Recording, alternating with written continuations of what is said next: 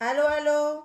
Planet Earth calling. Sepake. Ah, here she is. Hello. Oh my gosh, your filters are Happy, freaking me out! happy Earth Day, my friend. Happy Earth Day. I cannot believe we are meeting on this very unique day. I am Nelly Ben Hayoun. I'm a designer of experiences, and I design experience for you to become an astronaut in your living room while you have dark energy being produced in your kitchen sink while a volcano is erupting on your sofa and sonic booms are being created in your bathtub. I work at the Search for Extraterrestrial Intelligence Institute, the SETI Institute, and I run a tuition-free university that supports free, pluralistic, and transnational education called the University of the Underground, and it's based in nightclub. And I run as well a studio, Nelly Ben Hayoun Studios, and we produce films and do events, experiences, and others for many different people, but many in the nightlife. Hi, my name's Sepake Angiama. I'm the artistic director of the Institute for International Visual Art in London, and I'm the initiator of Under the Mango Tree, organised by the Slow Institute.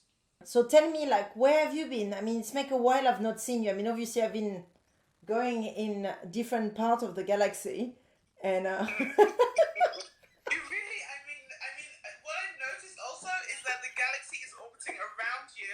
So I'm a little bit like, wow, I thought we were orbiting around the sun, but no, we're orbiting around Nelly. uh, And it's funny actually, I also came back in a big circle, so I'm orbiting in another way. But I was living by the sea, I was living by Margate for a little bit, and then I went beyond the sea to the other lands in Europe, which we've now been segregated from, or separated from, and then I've kind of done a big circle. So it was like in the Netherlands, but where you were also like doing your school there, right? The university's in the Netherlands. in there, yes, you're right. Like, but I'm in the basement actually. Well, I am in the desert. I'm not really in the cosmic spaces anymore. We base in the basement of nightclub in both Amsterdam and London actually. University of Okay. the Underground, free, pluralistic, transnational education. But right now we are all online because, as you know, Well, we are having this big yeah, issue. because of the current situation. But how come you started the school in the Netherlands? Well, because we started to collaborate with the Sandberg Institute, which is this school there, and they basically allowed us to pretty much have a master program. So we were initially granting masters, but then eventually this became quite limiting in terms of what we could do, and so we started to shift things a bit and started to develop more short-term programs, 3 months program where we go in different places. And so this year really is about testing out this idea of being transnational, not belonging to one specific space, but actually taking the student, we went in Egypt, we were going to go to Georgia, Tsibili, to work with a nightclub called Bassiani, who is currently having a lot of struggle. The nightlife is of course having a lot of struggle, and the design of events, the design of experiences as well. Because of course, when you cannot bring in audiences together, then how can you still build a dance floor? And so right now we are investigating this. We are questioning, the role of dance in building new revolutions in institution and beyond.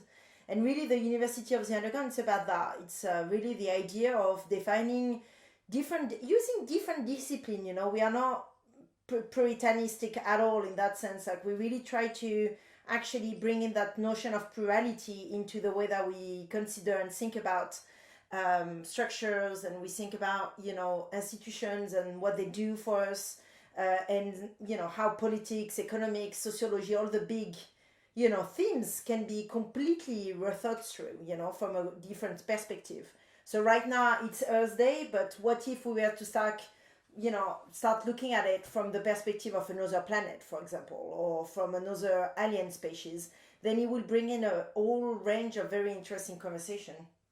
Yeah, I think for sure if you think about a pedagogy from the position of a plant or from another animal, from another species, then you start to think of a completely different pedagogy. It's good to change and shift the perspective. It makes me think of like, actually, while I was working on an education in Kassel, there was like this idea from Lucius and Anne-Marie Burkhardt. Did you ever come across them? He's actually like a sociologist, and she was an artist, and they kind of developed this idea of like, you know, instead of thinking about city planning from like the bird's eye view, which is normal, you know, the plan, it was to think about things on a scale of 1 to 1. So instead of like just kind of looking at through plans and documents, it was much more about embodying the city through walking. And he developed this science, and it was called Sepake Angiama, which is like the science of walking. And I really think about this, like in terms of, he also sort of talks about how design is invisible.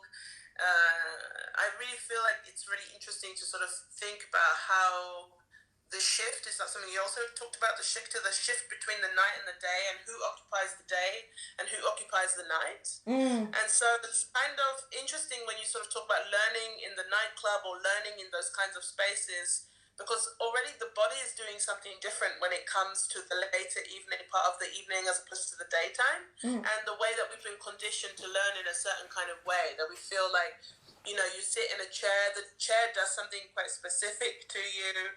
But what was happen if like your background, if we were to like learn in nature, if we were to be in that setting, in that background, how would we learn differently? Well, and I think, you know, it's totally true as well, like from the perspective of a plant, you know, like the nightlife is, you know, for us humans, it can sound really dangerous if we're in a place like this. But actually, this is where, you know, the Amazonia start to breathe is really at night, is when you can listen to it at night.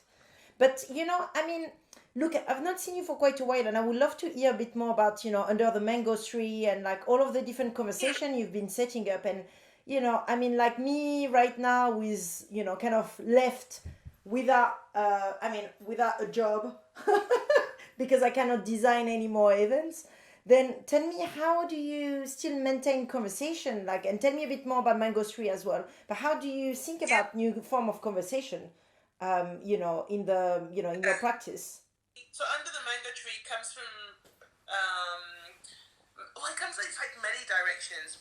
It's partly to do with Rabindranath Tagore, who was one of the first people from Asia to receive the Nobel Prize for Literature. And he set up a school in Sankinikitan, which actually is, strangely, it's a place that didn't have many trees. It was actually quite a barren landscape, actually. And his father had already kind of, you know, made it a place that he thought it was really important for creating kind of spiritual connection and a space of kind of philosophical reflection. And Rabindranath, when he was thinking about the school, he planted mango seeds into the ground as classrooms.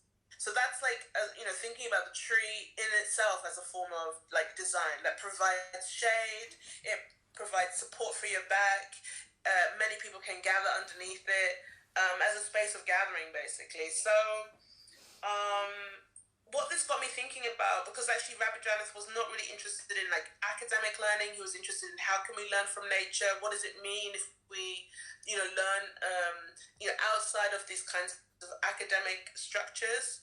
And that got me thinking about people like yourself, you know, artists and designers and architects who design schools and pedagogies and curriculums and syllabuses and think about, you know, the missing study, the missing education, the potential unlearning that's necessary to think about ways of being in the world.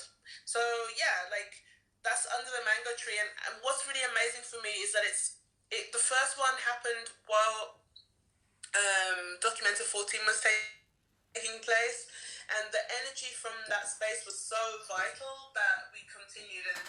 And actually, what I found really interesting is that now it's like a totally self-organized gathering, and we're sort of thinking about a kind of slow way of working. No, it's not like, we don't have like the institutional backing and funding and support. So the ways in which we're thinking through pedagogy, the ways in which we're thinking through learning is really very much through the body. And like, I know that like, I love the way you appear and reappear, disappear. And I'm going in the water now. I'm going in the water because I remember us having a conversation quite a while back about, the importance of looking at water. And I remember you've been documented, you've been in Chicago, you've been pretty much all around the world, Tunisia and so forth, like teaching, but also developing gathering spaces and conversation with many, activists, thinker, artists and so forth. But you mentioned water as being a place that somehow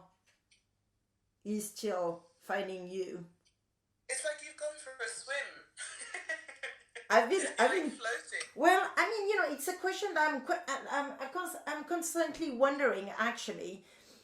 Especially now that we have, like, we have data's issues. Each government have got their own kind of regulation system with Corona and kind of deprivation of freedom to some level from each of their citizens. I'm thinking more and more, and already with the University of the Underground, this is something that we're starting to this notion of being transnational, this notion of not belonging to one specific nation states. And so for me, territories, the way we define them, and we have defined them in politics so far, is really lacking these different perspectives. And the one of water is one, the one of trees is another, like you mentioned, the mango tree.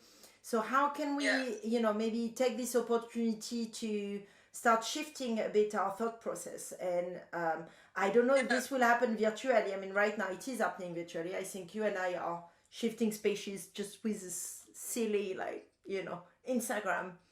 I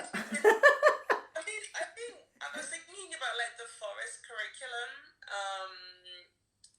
The forest curriculum for me is also one way. They're like a duo who work not with, like you say, not with the kind of borders, but they take the forest and the communities that are connected to the forest in Southeast Asia as a way of like governing where those conversations and that knowledge that they're sort of drawing from. Yeah, and tell me a bit more about that, because you actually have developed, whenever you were curating, you always curate from the perspective of care, the infrastructure of care, and intimacy as well is something that you speak a lot in your work too. Do you want to tell me how you consider this, like, especially when, I mean, the moon and Mars and all of these spaces allow us to also dream and be curious as well about our surrounding, and actually be understand that we are not at the center of the universe at all. And so for me, space travel and space investigation is actually really important as well.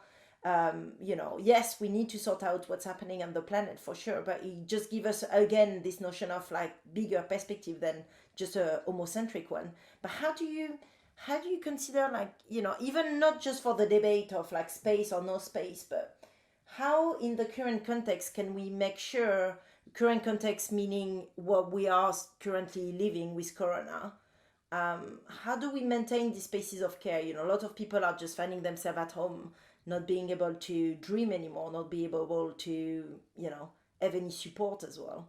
How do you, from your expertise and from some of the projects that you've done? Yeah, for me, like science fiction has been super important in this regard. Like, so Octavia Butler sort of expressly sort of talks about imagination as a muscle that we need to exercise, and actually I've been doing like a lot of like collective writing exercises, science fiction writing exercises that actually start from a place of reality and move collectively into like quite interesting, and usually I have to say utopian, not that that's ever a prerequisite of the writing, a kind of utopian space where like it's often kind of coming from a place where capital or economy doesn't have the same weight, or there was one text that was written that said that care had been like capitalized upon, and it was sold in patches by Johnson and Johnson. So it's like, I guess it's also just sort of thinking like, what does it mean to care? And like in the etymology of the word care, it's about it's about really kind of having a deep empathy and understanding the pain of the other one, and that's what allows for the space of care to take place. That's what it's actually feels to me like much more of a kind of much more active space, because it's not just like saying, like, when people casually say like, yeah, take care. It's more like that the care is felt by both, because the pain is felt by both.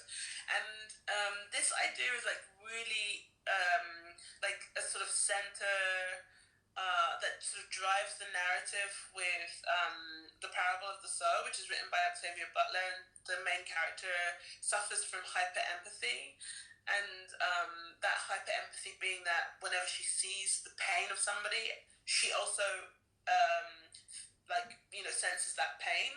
So, and seeks to kind of create a society where people do not want to harm each other. So I think that element of care also comes into thinking about pedagogy and but also into curating as well. I'm working with an artist at the moment, Jade Montserrat, who very much sort of talks about not just the care of the object, but the care of the artist, and what does it mean to create then an infrastructure of care, so that the whole institution has to kind of really revolve around notions of caring for each other. And I think intimacy is somehow created as a space that's necessary, I think, to allow ourselves to be vulnerable, to be able to experiment, be able to deal with difficult knowledge. And I feel as if so much of what we kind of think about and do in the world, or the way in which we are in the world, we have to recognize how it has an impact, not just on other people, but also on various ecologies around us, right? Even if those ecologies are not visible. Yeah. No. I mean, I'm sure you were sort of talking about with the University of the Underground, how you're kind of occupying the night, and I'm kind of curious to hear more about the kinds of spaces in which you kind of think about using or are using through the university. You mean right now, or in general, the kind of the spaces where we are going? Yeah, I mean, because you've sort of talked about how our night activity, our kind of nocturnal activity is diminished, but then we also sort of think about the fact that our nocturnal activity is sort of less. It means that other forms of nature come out that maybe we didn't necessarily give space to before, or we didn't recognize. Maybe we were it was symbiotic or a coexistence of things that were happening. I'm thinking specifically of the birds singing at the middle of the night, and foxes being much more brazen. Yes. I mean, I think there is two things there. There is definitely the need for imaginaries that will allow the nightlife artist and and all the creative in general to kind of survive in this current context. The kind of the belief that you can come up with a new system in which we can still have a dance floor, we can still have spaces of resistance, because that's what dance floor is, especially for the LGBTQ plus community. In places like Georgia, for example, in Sibili, where Bassiani is the only place where you can really be free to be youth the way that you want it to be, because you're not allowed to be LGBTQ plus and so forth. So the nightlife has a long history of being able to allow for this form of resistance or counterculture to exist. The underground, as we know it, is really in the happening in the dark in general. The allegory of the cave. I mean, you can go all the way back to the antique Greek or anywhere really, and then that's where that's where it starts. But on a much more practical level, I think we need to remember that there is an economy with a nightlife that is also extremely threatened, and most of us are not, either having, most nightlife artists or most people that work in the event industry, we don't really belong to one specific, category in general. And so that means that sometimes we are not even seen. We do things, in the dark. And so that means that when things are falling apart like they are now, then you're just left to your own device. Economy and government cannot do anything for you. So there is a real demand from that, and that's also something that we are talking about at the University of the Underground. I wish we are currently having a big discussion on imaginaries and which one do we feel the most affiliated with, and maybe you can speak about the Global South as well after that. But we have one of our board member, Arjuna Padarai. He wrote this book called The Future as a Cultural Fact, where he specifically speak about that, the cultural facts as, something that is, how do you even identify what cultural fact in the Global South? That's also is a starting point of the conversation, and we have to, we actually having a lot of conversation which are just not actually just about that imaginary, but actually about practicals, like how do we build new systems? How are we going to survive these next 3 months financially?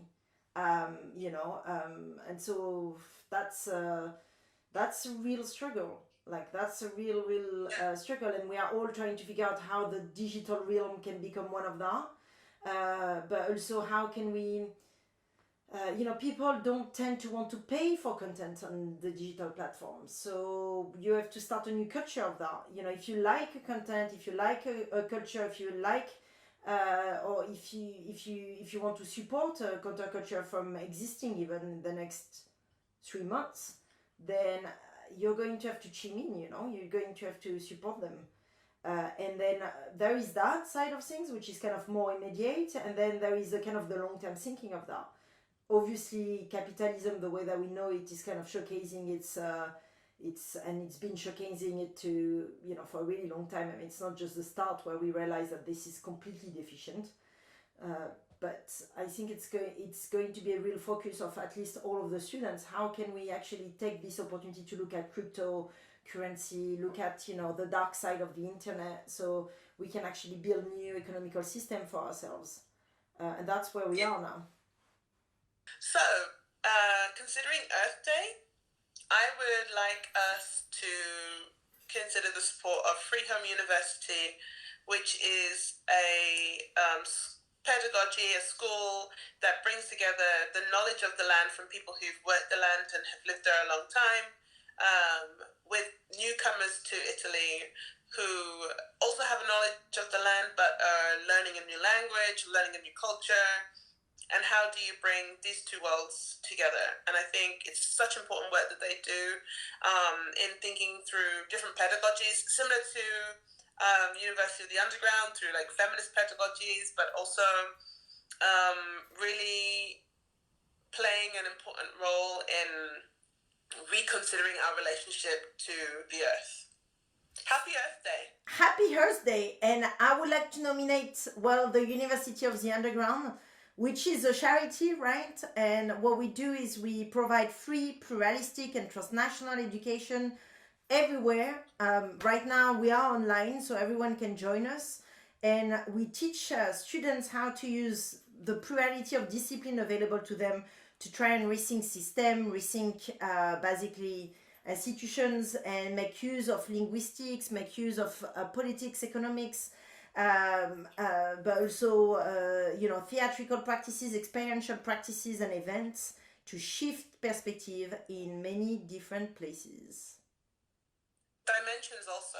And dimension as well, yes. Okay, well, thank you so much for your time, Sepake. Thank you, that was so much fun to catch up with you from space to Earth. I mean, thanks for making the journey. Thank you so much for having me in your living room. It was a pleasure to talk to you. Happy Earth Day, my friend. Bye, bye, bye. Bye, bye. Yeah, ciao. Bye. Bye, bye.